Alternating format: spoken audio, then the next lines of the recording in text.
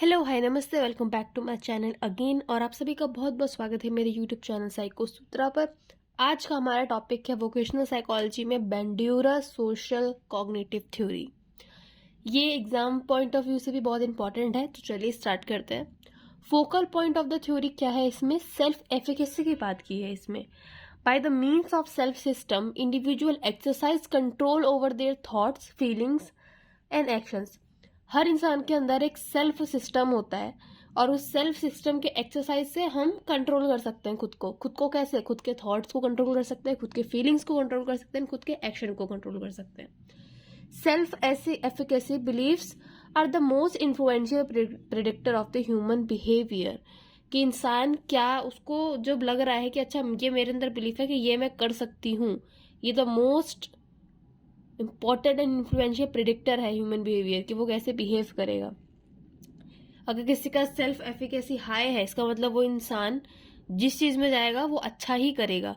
और अगर लो है तो वो उसके थॉट्स भी, सेल्फ एफिकेसी अगर कम है तो थॉट्स भी लो होंगे, फीलिंग्स लो होगी और एक्शंस भी उसका लो ही होगा। अगर एक इंसान का सेल्फ एफिकेसी बहुत ज़्यादा है कि उसको विश्वास है कि अच्छा अगर मैं इस करियर में घुसी हूँ और ये मैं कर लूंगी, तो वो कर लेगी या वो कर लेगा। ठीक है, क्योंकि उसको अपने ऊपर एक बिलीफ है। Hence, it's the most influential predictor of human behavior. Level and strength of self-efficacy will determine, क्या डिटरमाइन करता है? वही whether coping behavior will be initiated, how much effort will result, and how long the effort will be sustained in the face of obstacle. Self efficacy का मतलब क्या होता है? The belief in one's capabilities to organise and execute the courses of action required to produce given attainments. क्या है इसका मतलब?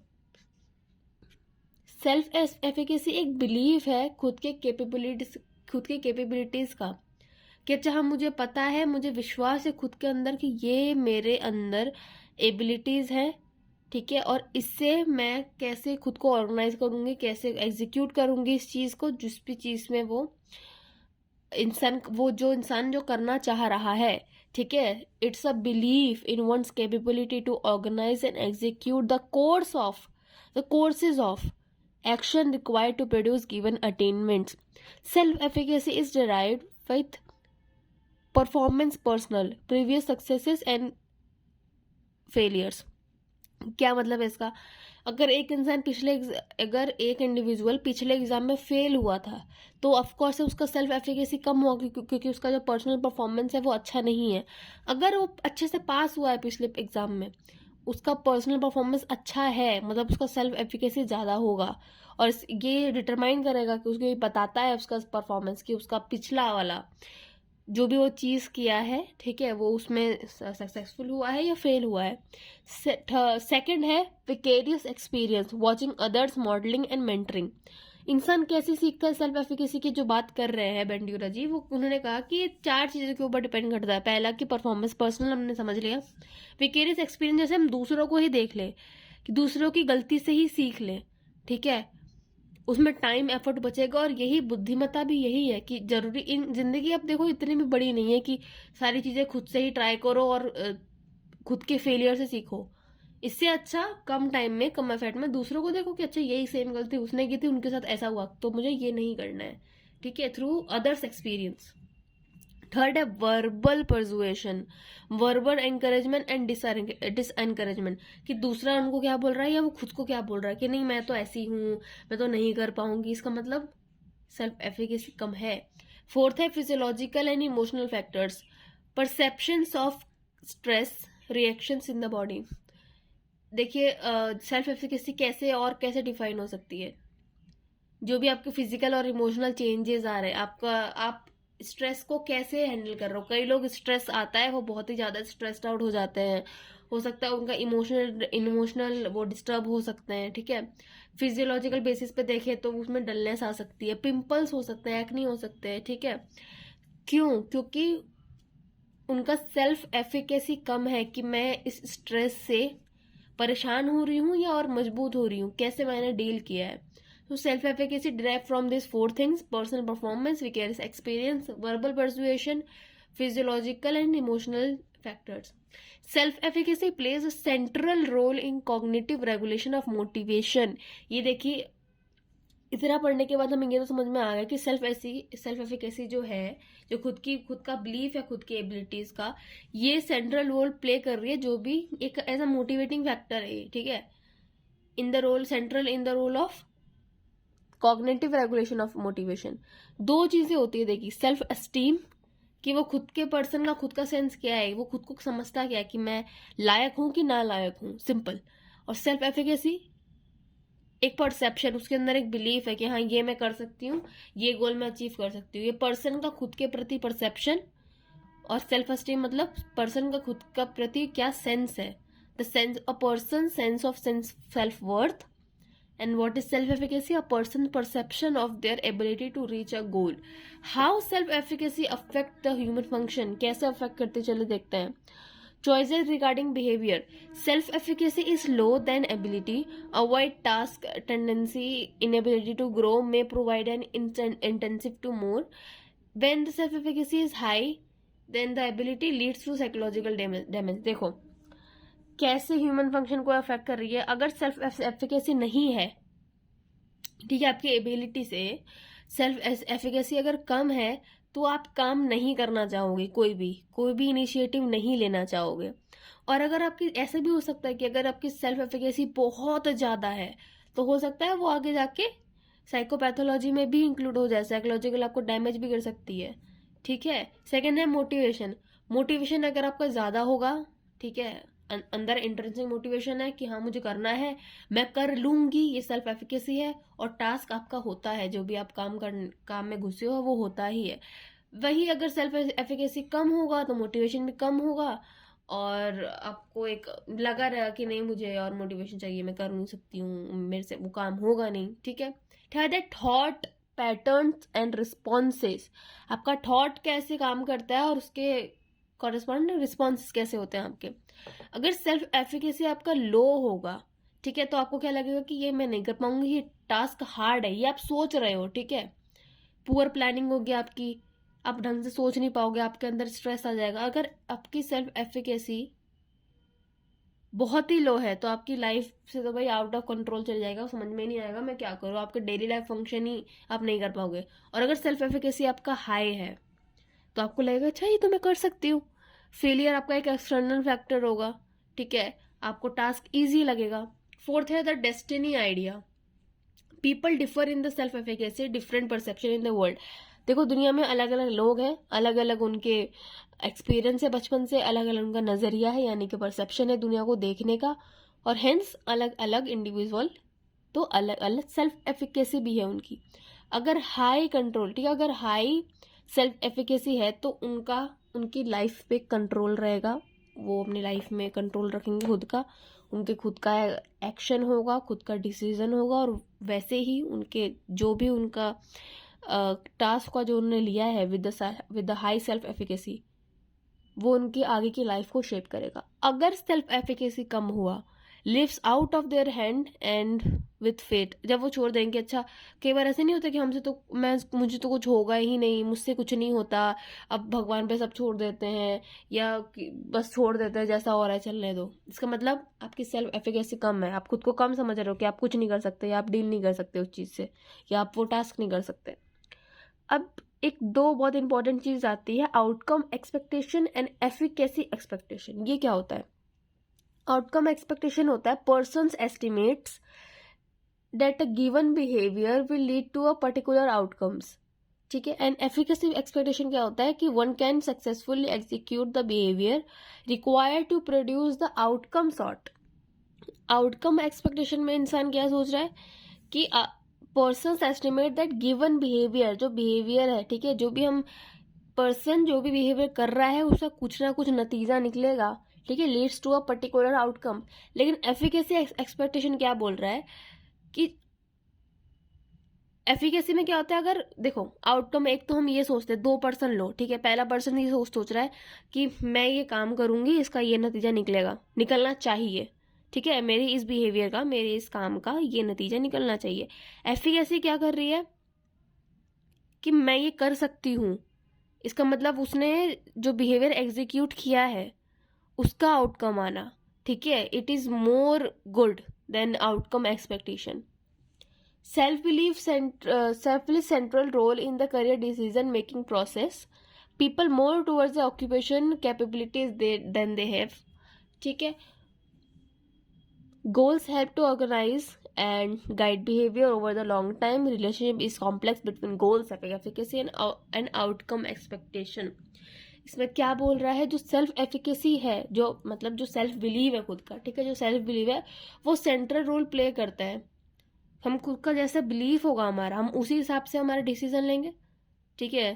For example, अगर मेरा बिलीफ है कि आने वाला जो फ्यूचर है वो एआई में ज़्यादा है या डिजिटली ज़्यादा है, तो मैं वही वैसा ही करियर डिसीजन अपना चूज करूंगी और वही वोकेशनल चॉइस अपना करूंगी, वोकेशन चॉइस करूंगी. ठीक है, वोकेशन चूज करूंगी. People move towards occupation capabilities they have. People क्यों जाते हैं किसी ऑक्यूपेशन में? क्योंकि उनको पता है कि यही मेरी कैपेबिलिटीज है और मुझे यही जॉब सूट करेगी. अगर ऐसा ही हुआ, कॉन्ग्रुएंस बैठा जॉब रिक्वायरमेंट में आपकी और आपकी कैपेबिलिटीज में, तो कॉन्ग्रुएंस बैठता है, ठीक है, और आउटकम्स अच्छे आते हैं. ठीक है, आप अपने एक्सपेक्टेशन से पे खड़े उतरते हो. अगर आपका एक गोल है, गोल होना जिंदगी में देखो बहुत जरूरी है. अगर आपका एक गोल है तो आपको हेल्प करता है कि अच्छा आप इस चीज को एग्जीक्यूट कैसे करोगे, अपने बिहेवियर को ऑर्गेनाइज कैसे करोगे, गाइड कैसे करोगे लंबे टाइम के लिए. अगर आपका ना बहुत शॉर्ट टर्म गोल ही ऐसा समझ लो, ठीक है, कि मुझे जॉब चाहिए बस पैसे के लिए, अब आप कोई से भी जॉब में घुस गए, आपकी वो कैपेबिलिटीज है ही नहीं, ना तो आपको सेटिस्फेक्शन मिल रहा है ना कंपनी को आपसे सेटिस्फेक्शन मिल रहा है, तो आप क्या करोगे वहां पे? आप धीरे धीरे इंटरेस्ट लूज कर दोगे. आपको हो सकता है मेंटल, फिजिकल एंड सोशल बीमारी हो जाए. ठीक है, आपका वेलबींग डिस्टर्ब हो जाए, आपका बॉडी का होम्योस्टेसिस ही डिस्टर्ब हो जाए, डिस्टर्ब हो जाए. अगर आपका एक लॉन्ग टर्म गोल होगा कि हाँ मेरे पास एक पर्पस है, ठीक है, एक मेरे पास पर्पस है, एक गोल है कि मुझे ये चीज करनी है, तो क्यों करनी है, तो आप ओवर द लॉन्ग टाइम आप खुद को ऑर्गेनाइज और गाइड कर पाओगे. ठीक है, अपने बिहेवियर को लॉन्ग टर्म के लिए ऑर्गेनाइज एंड गाइड कर पाओगे. अगर रिलेशनशिप कॉम्प्लेक्स है ना, ये आपके गोल कहीं और है, सेल्फ एफिकेसी आपका लो है और आउटकम एक्सपेक्टेशन आपका बिल्कुल ही अलग है, तो इनकॉन्ग्रेंस होगा और आपके में दिक्कत आएगी. सो जॉब मतलब अपना करियर वैसे ही वही चूज करो जिसमें आपका को लगे, आपका सेल्फ एफिकेसी हाई हो कि हाँ ये मैं कर सकती हूँ, मेरे पास गोल है, ठीक है, आपकी कैपेबिलिटीज उससे मैच कर रही है. अब इन्होंने एक ट्रायडिक देखिए, हाँ, Bandura's triadic reciprocal model of causality दिया था. अब ये क्या है देखते हैं. Personal attributes, external environmental factors and overt behavior. Personal attribution क्या है देखो. A person inputs interact with contextual factors, that is gender and learning experiences to influence self-efficacy beliefs and outcome expectation. Turn shapes people's interest, goals, action attainment and strategic career development intervention will positively. आपका एक positive career development कैसे होगा, ठीक है, आपको intervention कैसे मिलेगा. देखिए 3 चीजें हैं बेंड्यूरा जी ने बोला है. ठीक है, पर्सनल एट्रीब्यूट्स आपका खुद का क्या है, क्योंकि एक जो पर्सन है, ठीक है, वो कहाँ, वो देखिए वो रेस में अलग है, जेंडर में अलग है, वो अलग अलग सेटिंग्स में रहता है. कोई कॉलेज में है, कोई किसी की अलग फैमिली है, कोई अलग कल्चर में है, कोई अलग ट्रेडिशन फॉलो करता है, कोई अलग ग्रुप में, कोई अलग स्टेट में है, किसी फैमिली बैकग्राउंड पूरा अलग है, किसी को कोई पोवर्टी किसी में ज़्यादा है, किसी का बैकग्राउंड बहुत अच्छा है. तो अलग अलग कॉन्टेक्सचुअल फैक्टर्स में एक इंसान पला बड़ा होता है. ठीक है, उनके लर्निंग एक्सपीरियंसेस अलग होते हैं और वही इन्फ्लुएंस करते हैं आपके सेल्फ एफिकेसी बिलीफ पे. आपकी फैमिली बैकग्राउंड कैसे होगा, आपका चाइल्डहुड कैसा रहा होगा, उसी पे डिपेंड करता है आपकी सेल्फ एफिकेसी अच्छी है या बुरी है. और उसी ऊपर डिपेंड करता है कि आप कैसा वोकेशन चूज कर रहे हैं, कैसा अपना जिंदगी में फैसले ले रहे हैं और आपका एक्सपेक्टेशन क्या है और आउटकम क्या आने वाला है. ठीक है. Turn shape people's interest, goals, actions and attainment. अगर ये सारी चीजें कॉन्ग्रुएंसी में होंगी तो आपका सेल्फ एफिकेसी हाई होगा और आप अच्छे से जिस वो भी चीज करेंगे उसमें आप सफल होंगे. इसको अगर और डिटेल में पढ़ना चाहे तो चलिए देखते हैं. पहले एल्बर्ट ऑल्बिरो के बारे में भी थोड़ा देख लेते हैं. तो जो एल्बर्ट बेंड्यूरा है, ये सबसे ज्यादा किस चीज के लिए नोन है? सोशल लर्निंग, ठीक है, सोशल कॉग्निटिव करियर थ्योरी के बारे में, सोशल लर्निंग थ्योरी के बारे में, ठीक है, और ऑब्जर्वेशनल लर्निंग के लिए इन्होंने जो वर्क किया उसके लिए बहुत ही ज़्यादा फेमस है. Learning is any relatively permanent change in behaviour sort by experiences और प्रैक्टिस. लर्निंग के ऊपर इन्होंने ध्यान दिया है. ठीक है, लर्निंग की डेफिनेशन क्या है, मैंने बहुत पहले भी एक बार सेपरेट वीडियो बना के बताया था. Learning is relatively permanently change in behavior. In vocational psychology, his major work is on social cognitive learning theory. ठीक है, अब सोशल कॉग्निटिव करियर थ्योरी के बारे में जैसे मैंने बताया यहाँ पे और डिटेल में पढ़ते हैं. Social cognitive career theory postulates a mutually influencing relationship between people and the environment. ठीक है, इन्होंने किस चीज़ के लिए बात की है कि जो पर्सन है उनका relationship with person between people और जो उनके आसपास सराउंडिंग्स है उनके इन्वायरमेंट से. Social cognitive career theory offers 3 segmental, ठीक है, yet interlocking process models of career development seeking explain. इन्होंने क्या एक्सप्लेन किया है इसके थ्रू, इस थ्योरी के through? The development of academic and vocational interest, how individuals make educational and career choices, educational and career performance and stability. इन्होंने 3 चीज़ों के बारे में मेनली बात की है कि कैसे एकेडमिक और वोकेशनल इंटरेस्ट की हम डेवलप कर सकते हैं. ठीक है, कैसे एक individual educational and career choices बना सकता है और उसके परफॉर्मेंस को स्टेबलाइज कर सकता है. ठीक है, 3 segmental models have different emphasis centering around 3 core variables.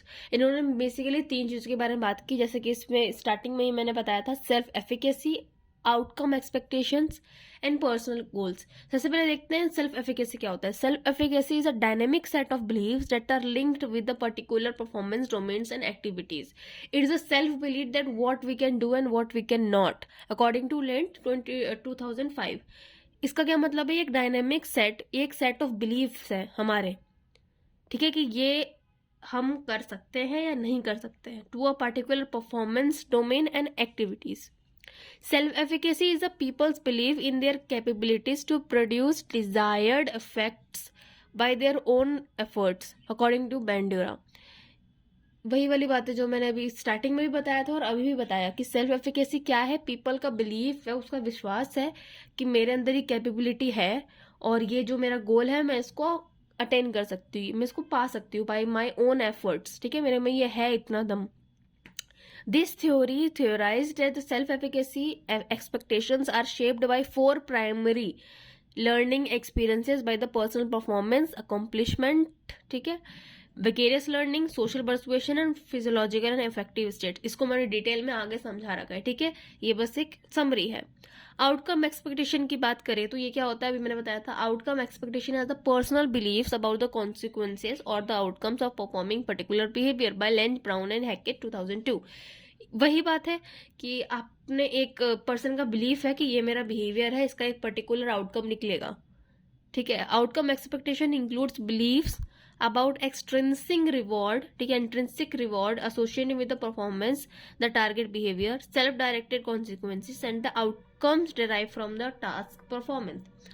Outcome expectation क्या इंक्लूड करता है? बिलीफ अबाउट कि हम ये मैंने काम किया है, ये बिहेवियर है, इसका जो भी आउटकम निकलेगा इससे एक मुझे एक एक्सटर्नल रिवॉर्ड मिलेगा जो कि मेरे परफॉर्मेंस से, जो भी मैंने टारगेट अचीव किया है उससे रिलेटेड होगा, मुझे एक रिवॉर्ड मिलेगा एक्सट्रिंसिक. ठीक है, self-directed consequences and outcomes derived from the task performance. Personal goals, तीसरे पिलर का क्या था? Personal goal. इन्होंने इसके बारे में क्या कहा? It refers to one's intention to engage in certain activity और to generate a particular outcome according to Lent 2005. It is an individual's aspirations, ambitions and the objective related to the career and education.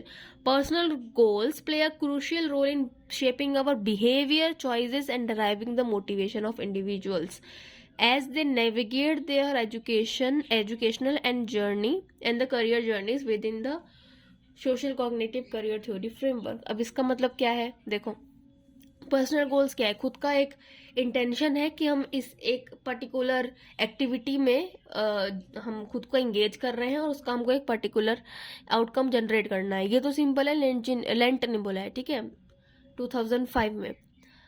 अब ये किसी individual का aspiration है, ambition है. ठीक है, और ये ऑब्जेक्टिव्स रिलेटेड टू है किससे रिलेटेड, कि हम क्या करियर और एजुकेशन हम ऑप्ट करने वाले फ्यूचर में। अभी जो पर्सनल गोल्स होते हैं ना, यही होता है जो हमारे बिहेवियर को, हमारे व्यवहार को शेप करता है, in crucial role in shaping our behavior, influencing choices. ठीक है, कि हमारा पर्सनल गोल जिस टाइप का होगा वैसा ही हमारा बिहेवियर बनेगा, वैसे हम चीजें चॉइस करेंगे। ठीक है, वैसे हम चीजें चूज करेंगे, और हमारा एक इंटरेस्टिंग मोटिवेशन होगा उस चीज को पाने में, उस चीज को नेविगेट, ऑर्गेनाइज एंड एग्जीक्यूट करने में।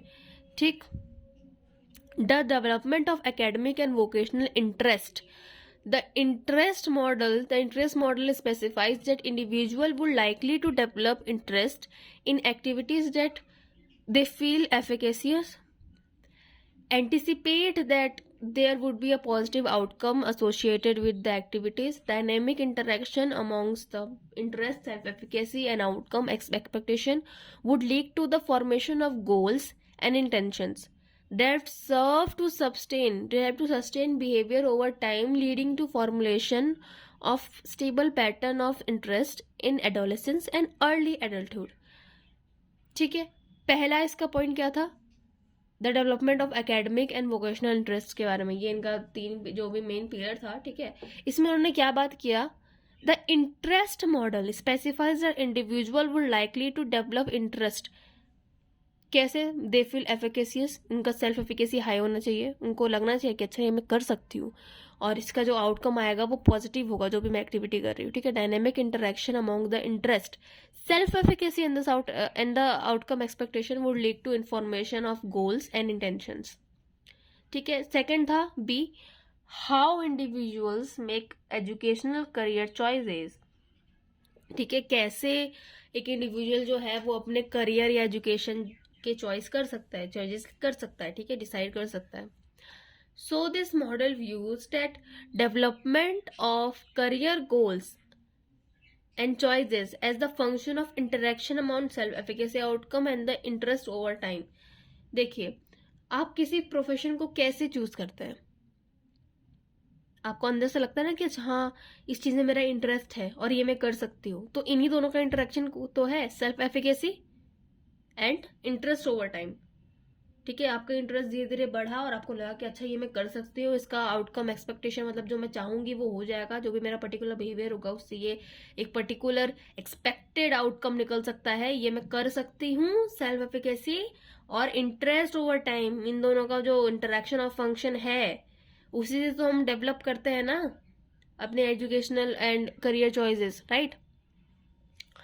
Career choice is an unfolding process in which the person and his environment mutually influence each other. Each involves ठीक है, the specification of primary career choices of goal action, a mean to achieve one's goal and performance experience, providing feedback to individual on this substitutability of goal.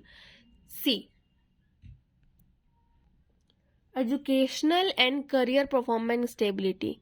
ठीक है, अब देखिए आपने develop कर लिया कि एकेडमिक और वोकेशनल इंटरेस्ट आपका किस में है। ठीक है, आपका इंटरेस्ट किस में है, फिर आपने चॉइस बना ली कि अच्छा मुझे ये करना है क्योंकि इस चीज़ में मेरा इंटरेस्ट बढ़ रहा था और मुझे लगा कि ये मैं कर सकती हूँ, इसका आउटकम मैं अच्छा निकाल सकती हूँ। तो भी individuals can make educational and career choices.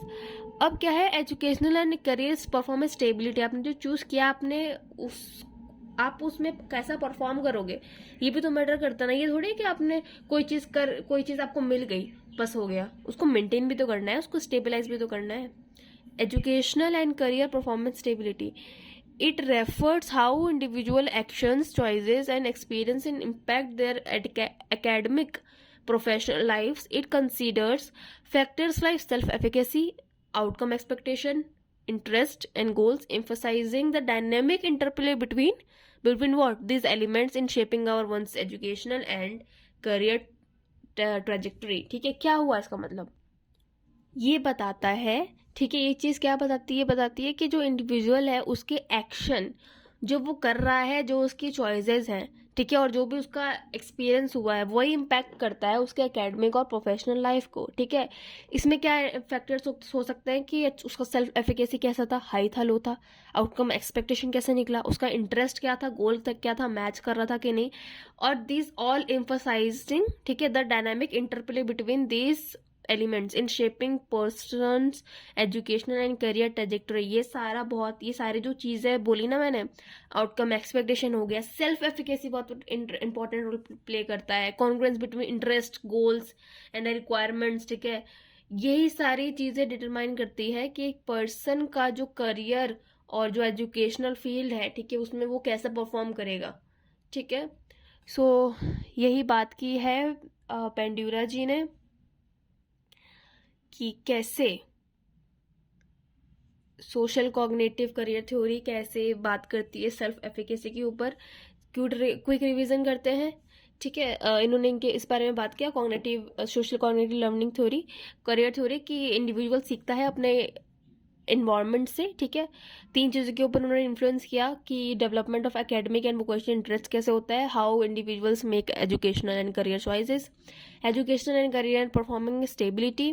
फिर हमने देखा कि इन्होंने 3 सेगमेंटल मॉडल्स के ऊपर बात किया, जिसमें 3 कोर वेरिएबल्स थे। सेल्फ एफिकेसी क्या होता है देखा, आउटकम एक्सपेक्टेशन क्या होता है, एंड पर्सनल गोल्स क्या होता है।